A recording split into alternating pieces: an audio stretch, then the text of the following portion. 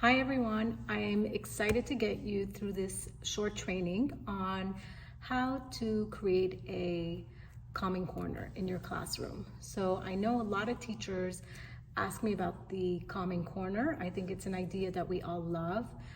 It does come with its own little challenges because we don't have a lot of room in our classrooms. However, it is a tool that's really wonderful when it is up and running and that it is used properly in the classroom, and you see that it can make a very big difference in helping our children regulate their sensory and nervous system.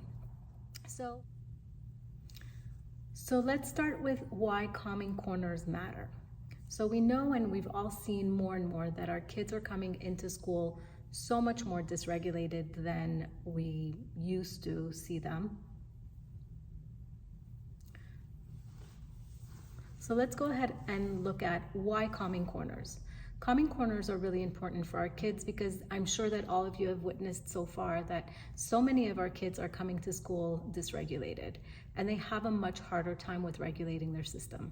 We're not going to enter right now why this is happening. However, we do see it as teachers, as therapists, as educators, that across the board this has been happening with our children. So we have to find some strategies in our classrooms to be able to help them with building the skill of self-regulation. And that's how I want you to look at it.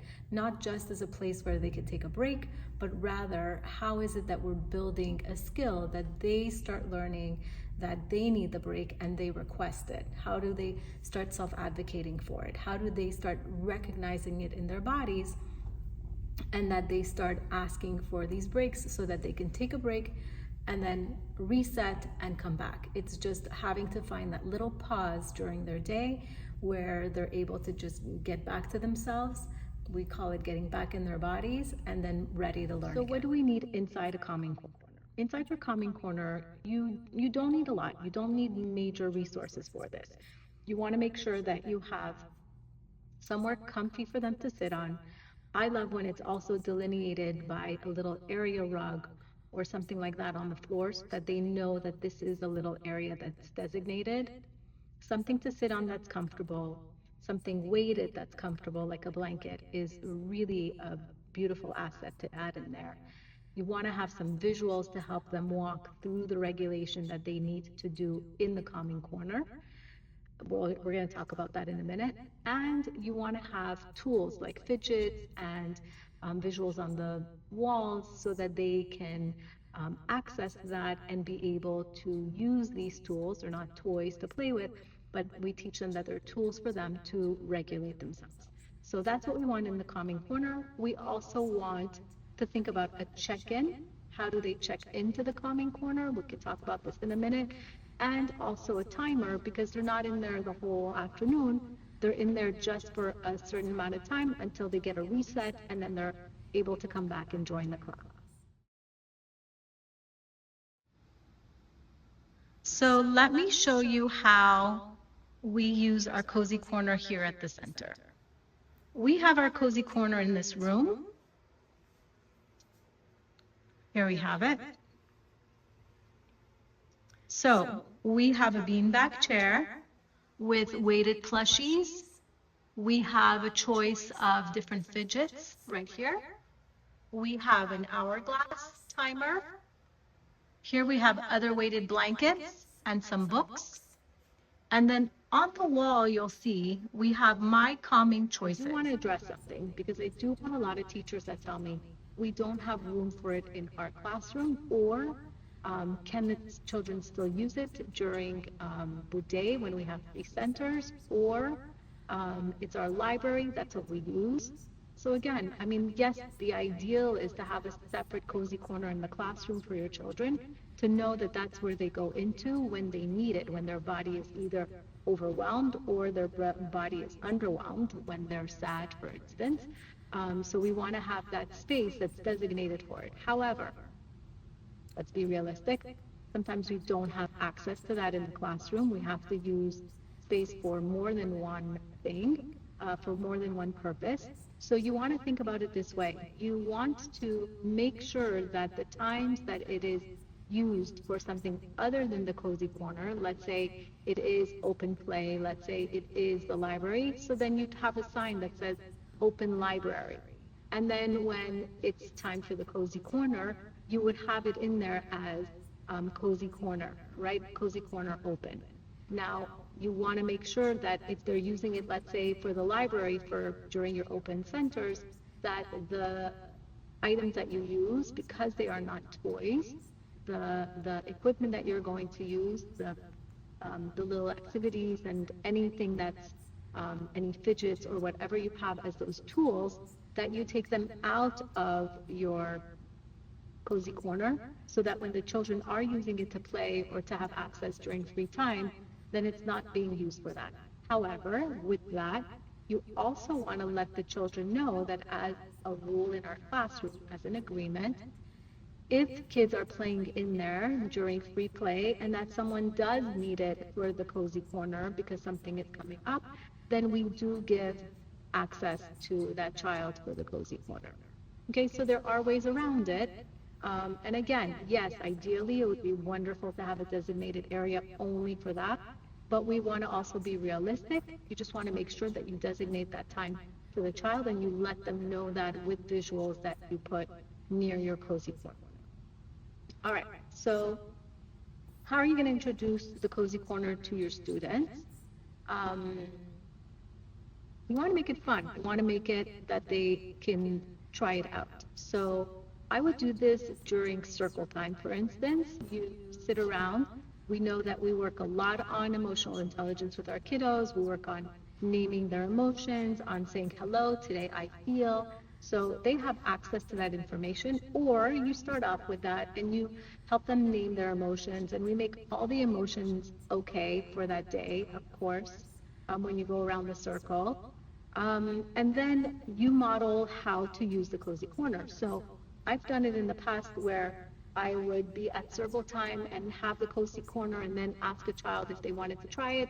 A lot of times they're resistant because it's getting up from the circle and then going into the cozy corner. So it almost like starts off with adding shame to it initially.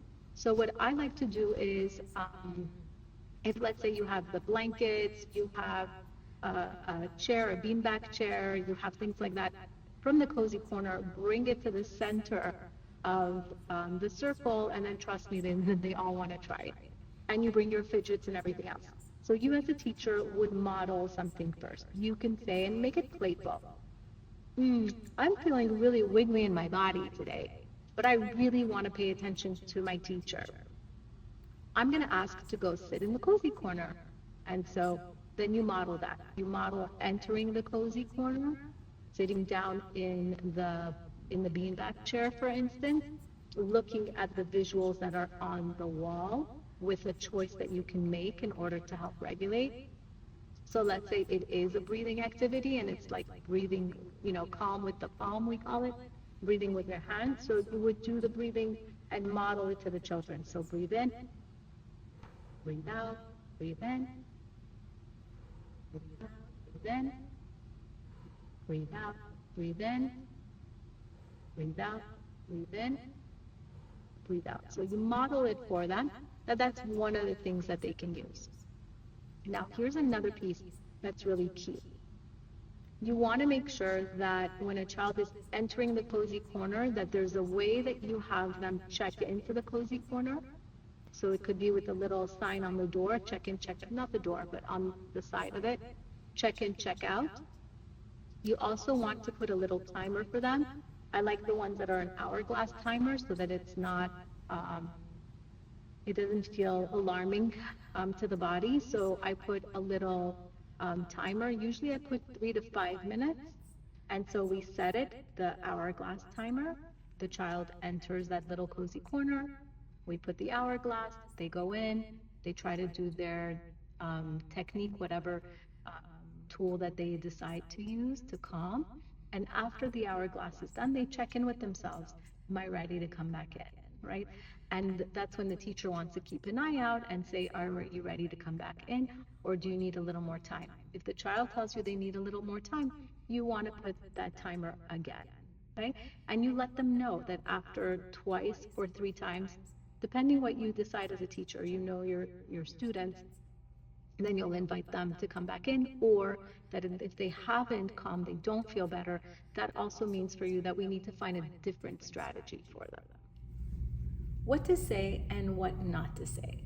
So when we invite children to go to the cozy corner, we really want to be mindful of the language that we use, because we don't want to have an undertone of shame with sending them to the cozy corner. So you don't want to say things like, I need you to calm down, go to the cozy corner, right? That's really a way of instilling some shame in going there as though it's a punishment. But rather, you want to say, I notice that your body is wiggly, or I notice that you're having big feelings. You give the invitation, would you like to go to the cozy corner and get some tools? And I'll check in with you. That's a different way of inviting them to the cozy corner in a way that they won't feel shamed for wanting to regulate their body and the need to just take a break. So some common little pitfalls that we see with using a cozy corner. Some children are so overwhelmed that when you offer them the cozy corner, they refuse it. So when that happens, you don't want to force them into the cozy corner. That tells you that they probably need a different regulation strategy, right? If a child gets overwhelmed to the point that it's very big and it's very disruptive, then the strategy is either, if you can, to sit next to them and you try to help them with the regulation, or you go outside with them or have an assistant teacher go out with them and help with the regulation. Again, never with punishment, but rather with how are we going to teach replacement behaviors. That's really what we want to think about. If the child is ready to go into the cozy corner, by all means, but if they're not, there's no point in forcing them. And it's just a clue for you not to use that strategy in the moment. Now, another thing that I've seen in the classrooms also is when the cozy corner is used for task avoidance. So a child is you're doing some worksheets, and a child all of a sudden is asking for the cozy corner, and you've allowed it, and you start noticing that it's a repeat behavior that they do every time that you're doing tabletop activities or that you're doing worksheets. That's when it's the invitation to get curious, because it might just be that this child is either having a hard time with initiating tasks, right, their worksheets, and they kind of need a setup, or they have a skill set deficit, so that we have to work on that. You want to really get curious about why they're avoiding. So not to not allow them to go initially, but then when you start noticing it, you want to lean into a different strategy for them, because it is a call for you to notice what is going on. There's a little bit more going on than meets the eye, and that you might want to do a little bit of detective work to see what part of the activity that you're always doing is creating this anxiousness, I guess, to want to escape into the cozy corner. Now, another thing, when you have a child that is really having a hard time with regulation in your classroom, and like we said, becomes completely dysregulated and might not be safe around the other children, you don't send them to the cozy corner. That's not what that corner is for. Rather, you find a way to come with them, either sitting with them, or like I said before, you would invite them to leave the classroom with you to go for a walk, to find a strategy to come outside of the classroom. So finally, I want to remind you that you are the greatest regulator in your classroom. So yes, we do have the tools of the cozy corner. However, with that, I want you to realize that the biggest regulation comes from you. You are the greatest gift that a child can have in their classroom, because if you're able to remain calm, if you're able to model holding space for a child without judgment, then they're able to match that. If you're not able to do that, and that your regulation is also a challenge, and that you also rise when they rise, then it's really hard for us to expect from them to co-regulate with you. So don't forget that. Yes, we do have the tool, because it's a wonderful way to have an access in the classroom to be able to send a child when we need a minimal interruption. You're teaching, you want to help them, and you want to teach, again, self-advocacy, that they start realizing themselves in their body and that they learn that they can handle it. That's a beautiful thing for them. And at the same time, I want you to understand that as teachers, the relationship you have with your children, the way that you show up when you're regulated, when you're grounded, when you can hold space, when you don't judge emotions and feelings that come up for your children, this is truly what can help them with regulation. So thank you for joining. If you have any questions or if there are any difficulties about instilling the Calming Corner in your classrooms, please reach out to me. I'm more than happy to answer any questions.